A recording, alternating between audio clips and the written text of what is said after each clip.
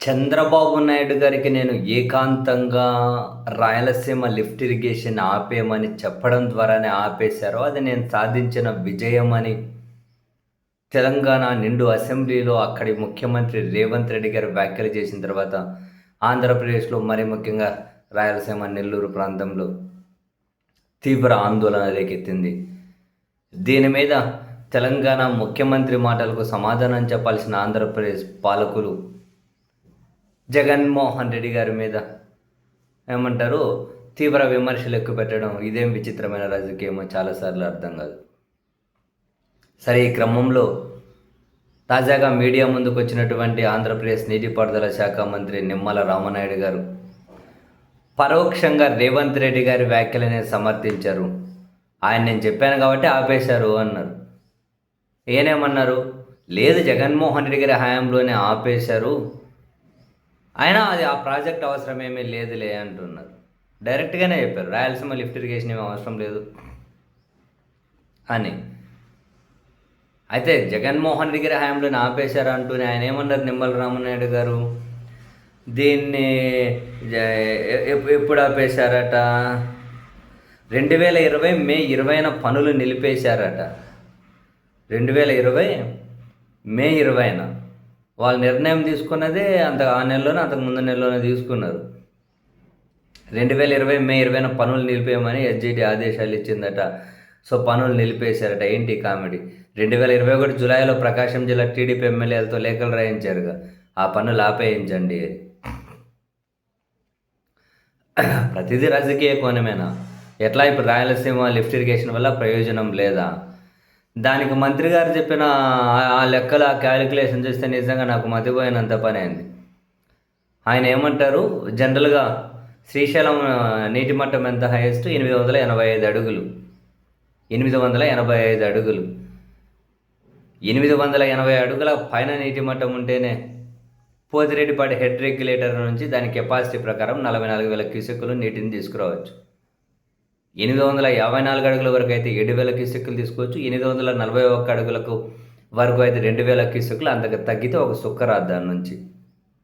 ఇప్పుడు జగన్మోహన్ రెడ్డి గారు ఏంది, బేసిక్గా అటు తెలంగాణ 800 అడుగుల దగ్గర నుంచి వాళ్ళు ఎడమగట్టు విద్యుత్ కేంద్రం నుంచి విద్యుత్ ఉత్పత్తి చేస్తూ ఉన్నారు. కల్వకుర్తి నెట్టెంపాడు దానికి నీళ్ళు తీసుకెళ్తున్నారు. పాలమూరు రంగారెడ్డి దీనికి నీళ్ళు తీసుకుపోతున్నారు. 800 అడుగుల దగ్గర నుంచి వాళ్ళు తీసుకుపోతూ ఉంటే ఇంక 854, 881 అడుగుల వరకు ఎక్కడికి వెళ్తుంది? అందుకని చెప్పి మనకు రావాల్సిన వాటా నీటిని మనం కూడా 800 అడుగుల దగ్గర నుంచే తీసుకుందాం.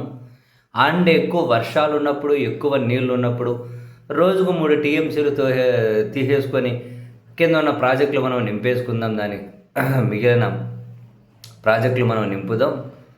సో ఖచ్చితంగా దాని సంవత్సరం పొడవునా ఉపయోగిస్తే వాడుకోవచ్చు అనేది జగన్మోహన్ రెడ్డి గారి ఆలోచన. అందుకనే ప్రాజెక్టును మొదలెట్టారు. ఇక నిమ్మల రామనాయుడు గారు ఏమంటారు, 881 అడుగుల వరకు గ్రావిటీ ద్వారా రాయలసీమకు నీరు అందుతుంది. అవునా? ఏ ప్రాజెక్టుకి ఎంత అందుతుంది సార్ గ్రావిటీ ద్వారా? 841 అడుగుల వరకు అవసరాలు ఎంత, కేటాయింపులు ఎంత, దక్కుతున్నది ఎంత, ఆ వివరాలు కూడా చెప్పింటే బాగుండే. 841 అడుగుల వరకు గ్రావిటీ ద్వారా అందుతుందట. 841 అడుగుల కింద కేవలం 34 టీఎంసీలే నీళ్లు ఉంటాయట.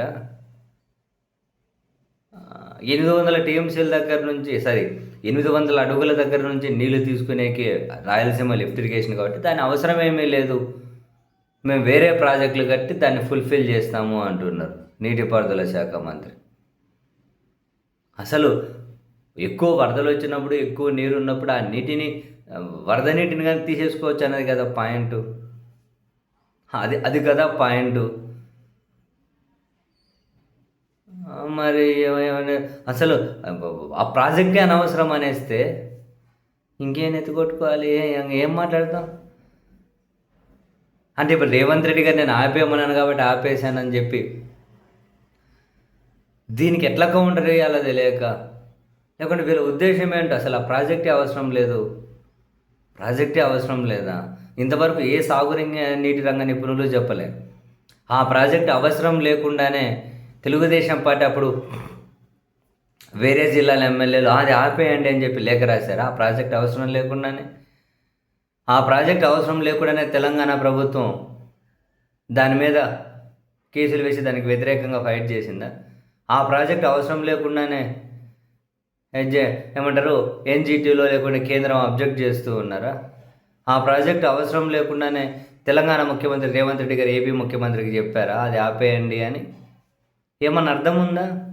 ఆ ప్రాజెక్ట్ అవసరం లేకపోవడం ఏంటి? తెలంగాణకు రాయలసీమ గుండెకాయ లాంటిది అది, అత్యంత కీలకం. పోతిరెడ్డిపాడు హెడ్ రెగ్యులేటర్ సామర్థ్యాన్ని 11,000 క్యూసెక్ల నీళ్ళ నుంచి 44 క్యూసెక్ల సామర్థ్యానికి వైఎస్ రాజశేఖర రెడ్డి గారు పెంచినప్పుడు ఇక్కడ ప్రకాశం బ్యారేజ్ మీద దేవినేని ఉమా గారితో అప్పుడు నిరసన దీక్ష చేయించారు. అక్కడ నాగం జనార్దన్ రెడ్డి గారితో దీక్ష చేయించారు. రాయలసీమ నీటి అవసరాలు ఎప్పుడు వచ్చినా దాని దాని దాని దాని దాని హక్కుగా తీసుకోవాల్సిన అవసరం ఎప్పుడు వచ్చినా ఇట్లాంటివి ఏదో ఒకటి పెడతానే ఉంటుంది. ఏందో మనకు అర్థం కాదు. జనాలకు చైతన్యం లేదండి, ఏం చేద్దాం. రాయలసీమ లిఫ్ట్ ఇరిగేషన్ కట్టేటప్పుడు పక్కన ప్రకాశం జిల్లా ఎమ్మెల్యేలతో లేఖ రాయించారు, దాన్ని ఆపేయించండి అని. ఏం దారుణం చూడండి. ఇప్పుడేమో నీటిపారుదల శాఖ మినిస్టర్ వచ్చి అసలు ప్రాజెక్టే అవసరం లేదలే అంటూ ఉన్నారు. ఏం దారుణమో చూడండి. ఇంత దారుణంగా మాట్లాడుతూ ఉంటే అమాత్యుల వారు ఆ ప్రాజెక్టే అవసరం లేదంటే ఇంకొంచెం ఖర్చు పెట్టి ముందుకెళ్తే అయిపోతుంది కదా ఆ ప్రాజెక్టు. ప్రతిదీ అనుమతి తీసుకొనే కడతారా? పెద్ద పెద్ద ప్రాజెక్టులు పోలవరం అనుమతి తీసుకొనే ఎడమ కాలువ గుడి కాలువ కట్టారా? తవ్వినారా? గుడి కాలువ పోలవరం కాలువలు తవ్విండబట్టే కదా మట్టిసీమ కదా మేము నీళ్ళు ఇచ్చామని చెప్పి వీళ్ళ ప్రాజెక్టు ఎగ్జిక్యూట్ చేసింది. ఇచ్చారా అనుమతులు? ప్రతిదానికి పాలమూరు రంగారెడ్డికి అనుమతి ఉందా? దిండికి అనుమతి ఉందా? దేనికి అనుమతి ఉంది? ఎక్కడ అనుమతి ఉంది?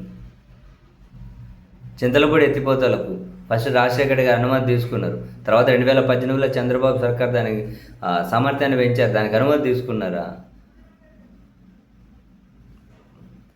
ఎంత ఎంత దారుణమైన వాదన చేస్తారు అంటే, ఎంతసేపు ఉన్న రాజకీయ ద్వేషాలు, ఎంతసేపు ఉన్న ఎదుటోళ్ళ మీద ద్వేషం చెప్పి ఎదుటోళ్ళ మీద దొబ్బేద్దాం నూకేద్దాం. ప్రజలను అంటే వీళ్ళకి చాలా సింగిల్ ఎజెండా ఉంటూ వస్తుంది. ప్రజల మధ్య ద్వేషాన్ని, 2 గ్రూపుల మధ్య ద్వేషాన్ని చింపేయాలి, ఈ పార్టీ మద్దతుదారులు ఆ పార్టీ మద్దతుదారుల మధ్య. ఆ ద్వేషం ముసుగులో మనం ప్రజలకు అన్యాయం చేసినా, ఆ ద్వేషం వెదజల్లే వాళ్ళకి అన్యాయం, ఎవరికి అన్యాయం చేసినా వాళ్ళ ఆ ద్వేషాన్ని దాటి బయటకు రాలేరని.